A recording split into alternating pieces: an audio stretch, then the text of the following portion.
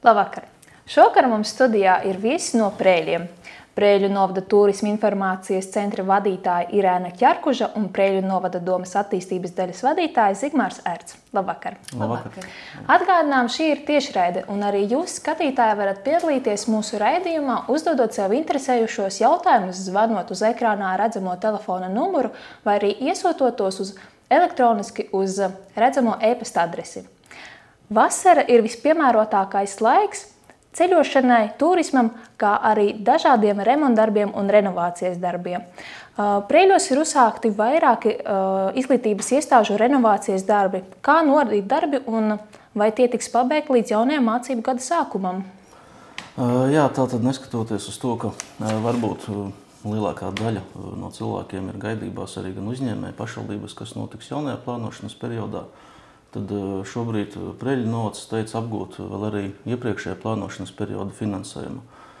Kopā projekti gan izglītības iestādes, gan ceļi, gan vides projekti, tātad kopā šobrīd gan pagājušā gada nogalē apgūstamā kopējā summa tātad ir vairāk kā 7 miljoni. Konkrēti jautājums par izglītības iestādēm, tad šobrīd darbi notiek 4 izglītības iestādēs Preiļu novadā. Un šobrīd tiek darīts viss, gan uzņēmējs teica savus darbus, gan pašvaldība viņus mudina, lai darbi tiktu pabeigti līdz šī mācību gada sākumam. Protams, tas nav vienkārši ir sarežģīti. Tas var būt, kad darbi tika uzsākti pagājušā gada nogalē un faktiski iestādēs ēkās, kurās darbojas, kas, protams, sarežģīja visu būvdarbu veikšanu. Taču šobrīd, es domāju, situācija nav kritiska un darbi tiks pabeigti līdz jaunajam mācību gadam. Bez šīta projekta, kas ir RF aktivitātes projekts 3621, tātad par izglītības iestāžu infrastruktūras attīstību, šogad doma ir arī lēmusi tātad ņemt papildus kredītu izglītības iestāžu attīstībai, un jāsaka, ka līdz ar šo varbūt Preiļu novadā izglītības iestādes būs pilnīgi sakārtotas. Bez šīm 4 iestādēm, kur tātad tiek īstenots projekts, vēl būs papildus tiks veikti darbi arī Preiļu valsts gimnāzijas kopmītnēs, kur šobrīd, jāsaka, ir diezgan dramatiskā stāvoklī, tātad sporta skolā un arī Preiļu 2. vidusskolas sporta zālē. Tālāk runājot varbūt par projektiem, tiem, kas ir Preiļu novadā, varētu būt bloks ceļu projekti. Tātad ir noslēdzies iepirkums arī lielajam projektam 2 miljonu eiro par ceļu rekonstrukciju gan Preiļu pilsētā, gan pagastos. Un tātad arī šī projekta ietvaros arī tiks pabeigta gājēju ietve līdz Līčiem, kura varbūt ilgāku laiku šobrīd jau ir nepabeigta. Kopējais koncepts šim projektam ir bijis tāds, kad tiek nosfaltēti visi ceļi pagastu centros, kuriem nav bijis līdz šim asfalts. Un tātad arī pilsētā tie ir atsevišķi posmi. Iedzīvotājs var nomierināt ar to, ka šogad nekādi varbūt liela rakšanas darbi pilsētā nav un nebūs, kā tas bija pagājušā gadā, kad tika pabeigts Kohēzijas fonda projekts, tika sakārtotas arī 3 tranzītielas, un šogad tas, ko pēdējais varbūt redzam tieši par tranzītielām, pat kā norisinās darbi arī uz Daugavpils ielas.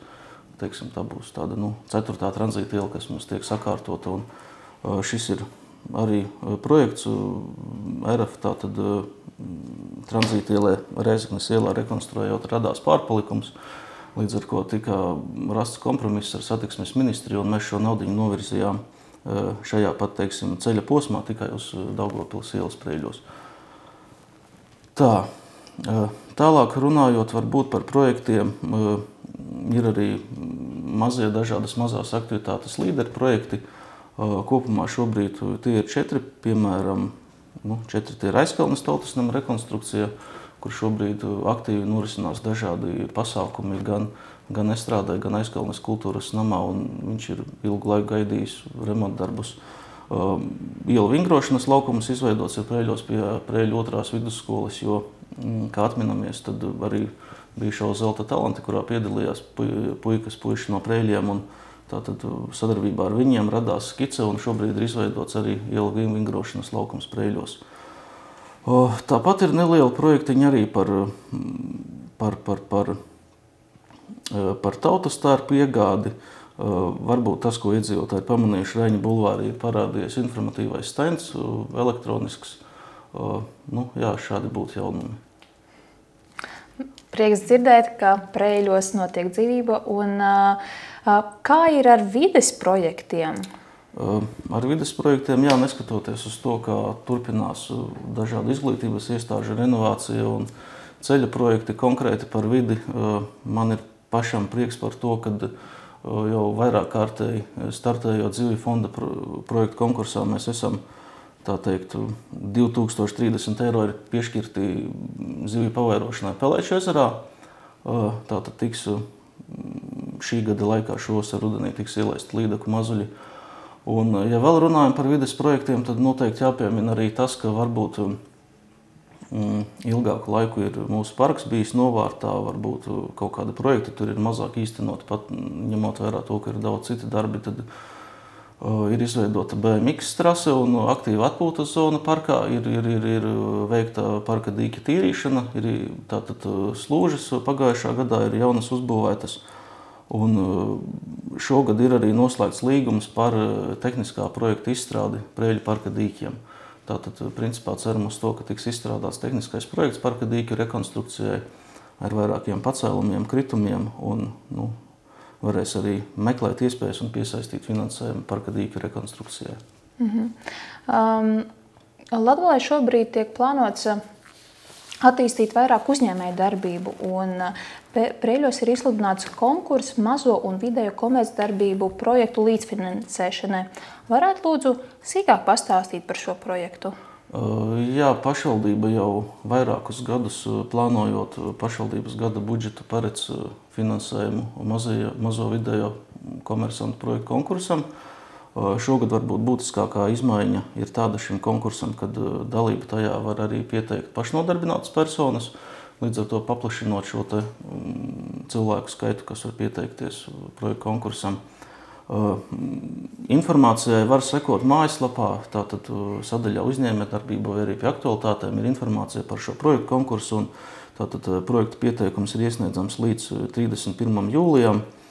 Un tātad, jā, vēlreiz aicinu sekot informācijai mājaslapā.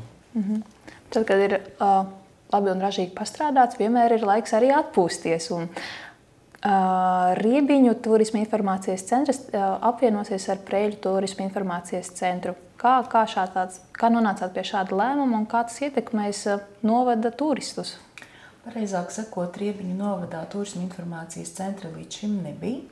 Bija tikai speciālists, kurš atbildēja par šiem turisma jautājumiem, un kopš aprīļa mēs esam apvienojušies un strādājam vienās telpās zem viena jumta, respektīvi 2 Preiļu novada turisma informācijas centra speciālisti plus viena meitene no Riebiņiem. Tas mums ir ļāvis daudz efektīvāk darīt savu darbu. Pirmkārt, pirmais iegūms ir tāds, ka mēs strādājam kopš jaunās sezonas sākuma arī brīvdienās.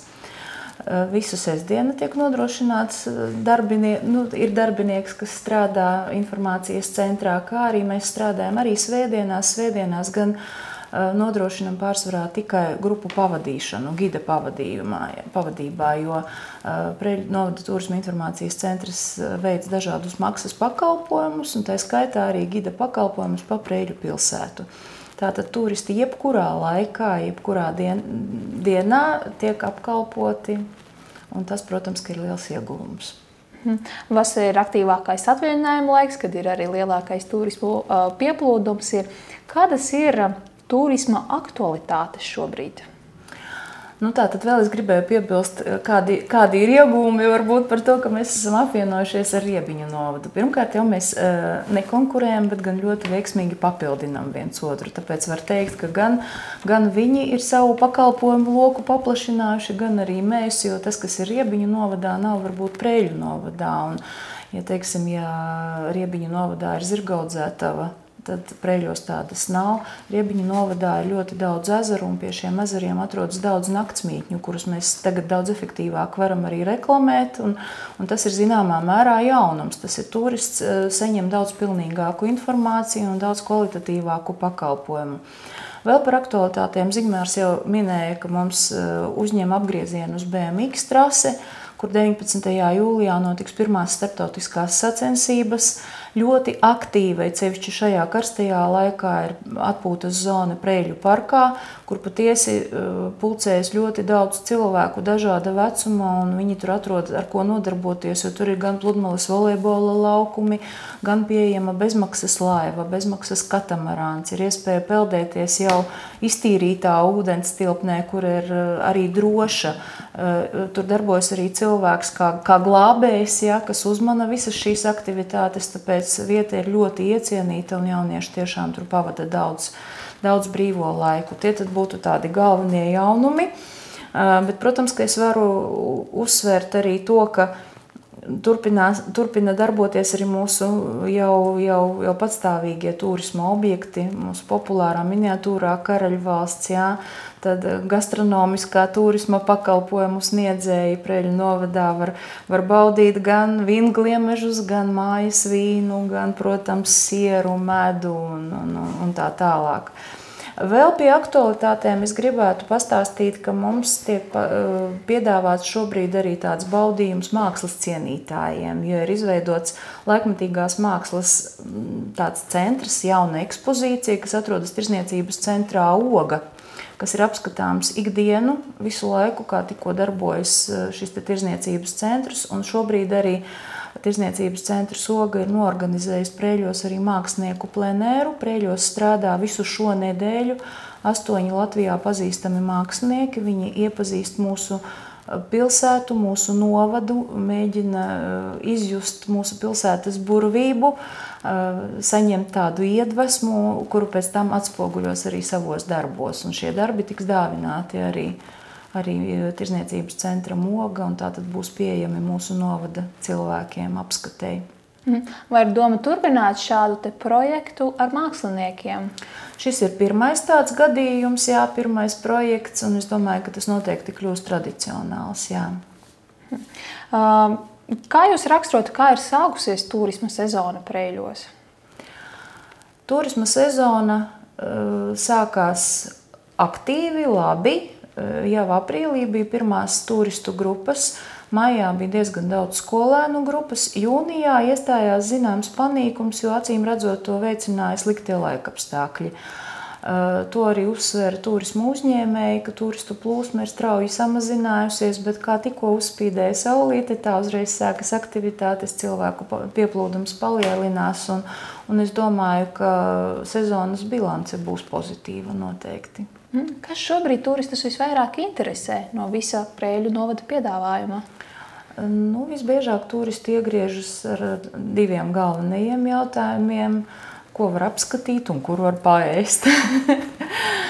Mēs viņiem piedāvājam arī pilnīgu materiālu, gan ar šiem apskates objektiem, kuri ir atspoguļoti gan kartē, gan kontakti atsevišķi, gan, protams, arī izstāstam visu gan par ēdināšanas iespējām, gan par nakšņošanas iespējām.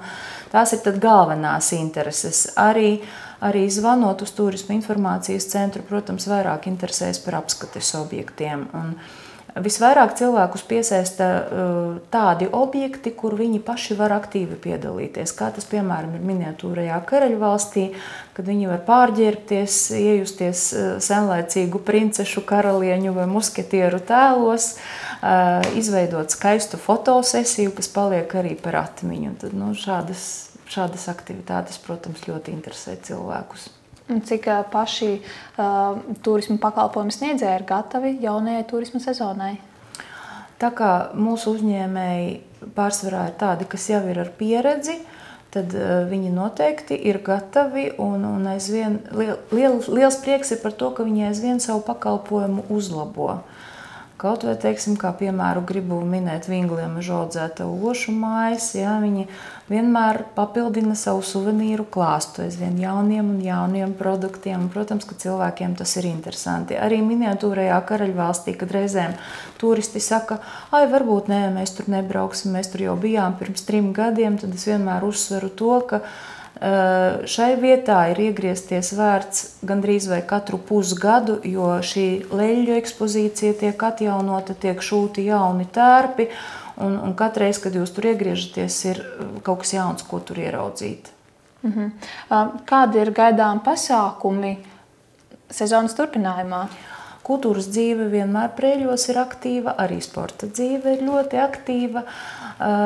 Principā gandrīz katru nedēļas nogali Preiļu parka estrādē vai kādos lauku klubos notiek balles, pasākumi, izrādes, koncerti.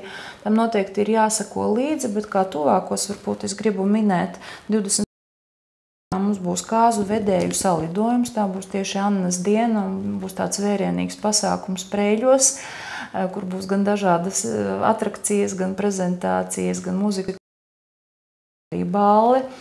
2. augustā Preiļos notiks lielā šlāgeru parāde, kas arī parasti pulcē ļoti daudz apmeklētāju un klausītāju, jo tur uzstājas mūziķi no visas Latgales. Vai uzstāsies kāds arī no Preiļiem? Es ceru.